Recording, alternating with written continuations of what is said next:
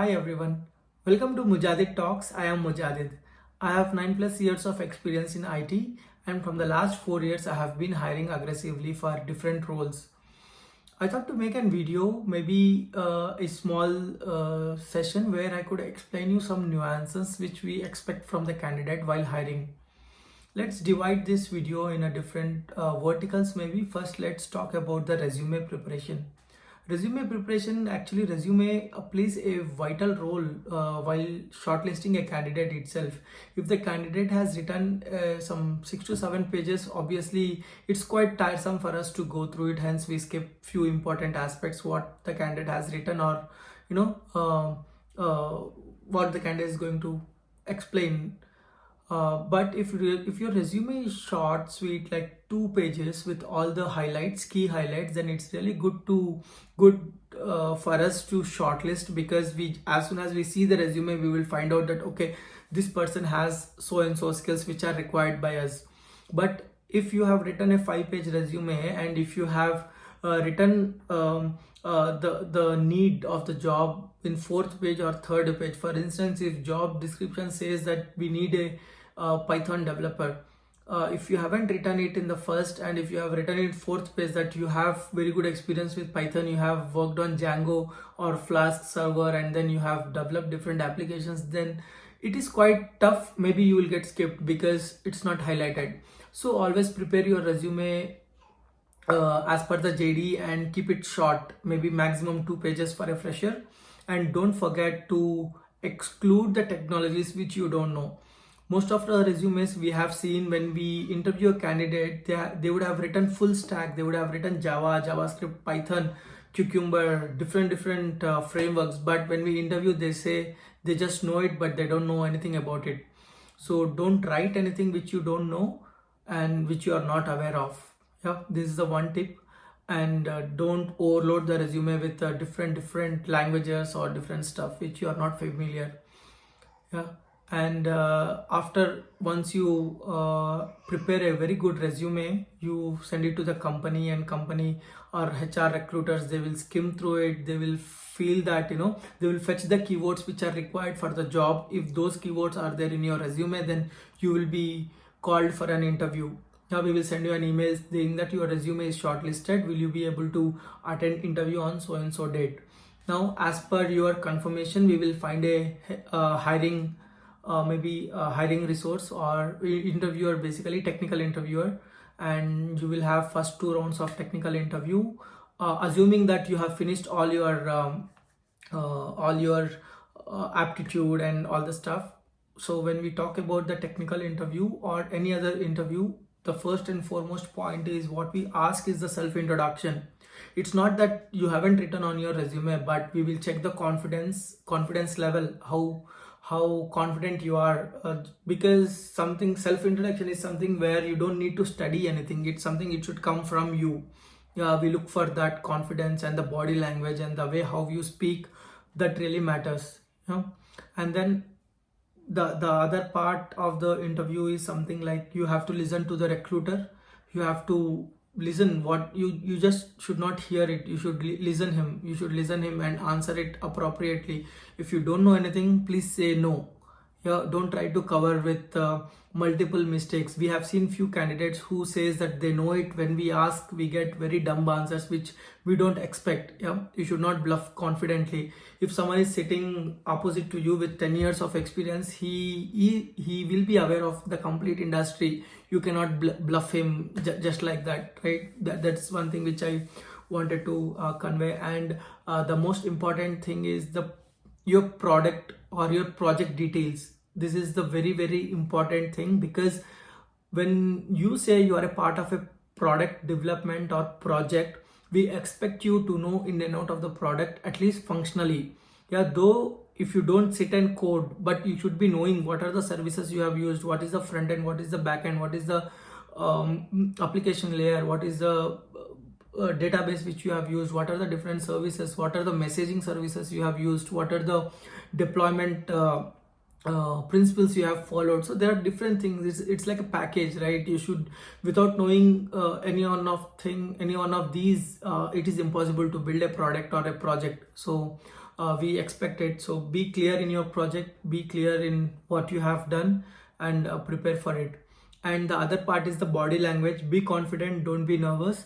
Obviously, first time, second time it might be there, but that's okay, nothing will happen, right? At max, what they say we'll get back to you later, but that's not the end. You do have different companies where you can try.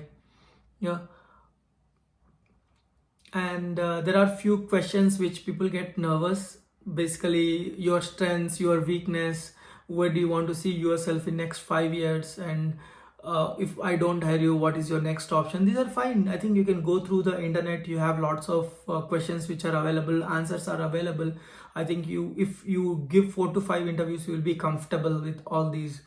But one suggestion: when someone asks you what is your weakness, don't directly say that I have this, I cannot do, or stress is my problem. No, don't say it. Say something like you had this problem and you have overcome with few techniques. Now you don't have it.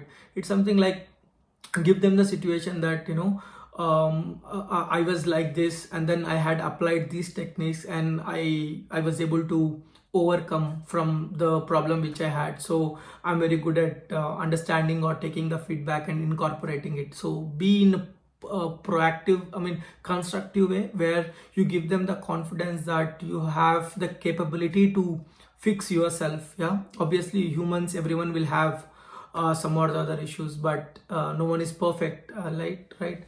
So just give them the confidence that you had weaknesses and you overcome it.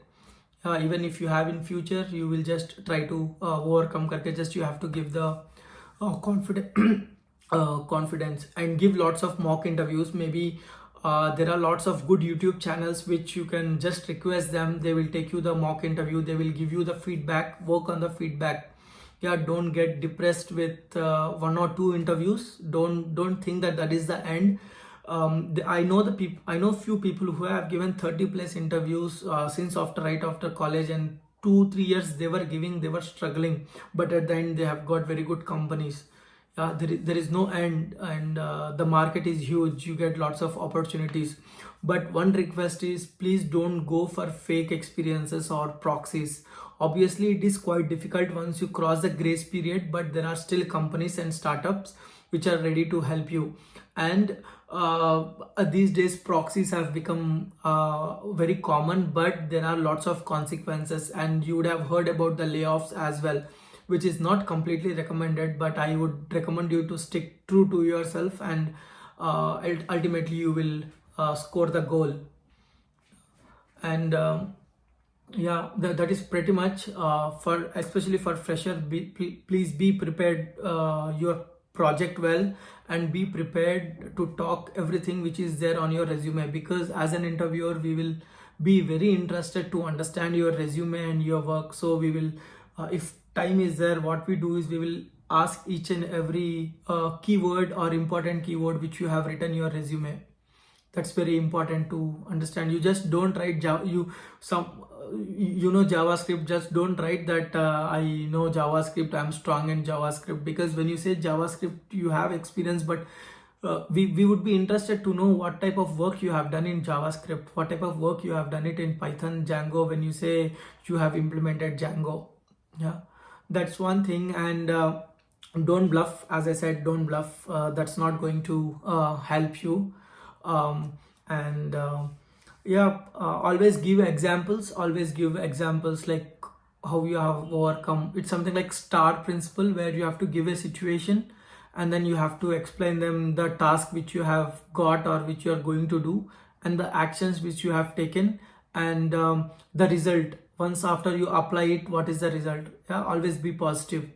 And as a fresher, if you are applying for service based companies, the most sweet and brownie point, talking about the customers or clients, because for most of the service companies, their revenue generates from the clients. Yeah, they are all client centric. Yeah, they are all client centric, where for them the client is the first, customer is the first. So you should be like, in a way where you have to show yourself that you have to show that you have customer obsession. You are obsessed with the customer and the customer requirements. Yeah, talk something like, I always think by putting myself in the shoes of customer, and I try my max with empathy and empathy to do so and so work. That's really important. I think that's it for as of now. As per me, maybe we shall connect further. I'll also list down few topics which may help you guys. So just remember, prepare a crisp resume. Don't overload the resume. Highlight the key points, and if you don't know anything, don't include those keywords. Learn your project well. Be confident while speaking. Give multiple self introductions. Maybe you can try with the mirror as a first step. Talk to yourself in the mirror. This is definitely going to help. Yeah. And prepare your resume as per the job skills, and try to prepare about the company. For example, if you are sending a resume to SAP, we expect you to know about the business of SAP. What is SAP? What is ERP? What does we do in the market? Right? This is something which you should do it, and always be prepared for the JD. There are few instances where we have asked the candidate like, what is the role you have applied? They are clueless. No, this should not be the case. Please go through the JD, understand what is the JD, job description. When I say JD, it's a job description. Yeah. That's all as of now. Maybe once we progress as a journey, I will try to share the maximum content what I have. Yeah. All the best. Good luck. Bye.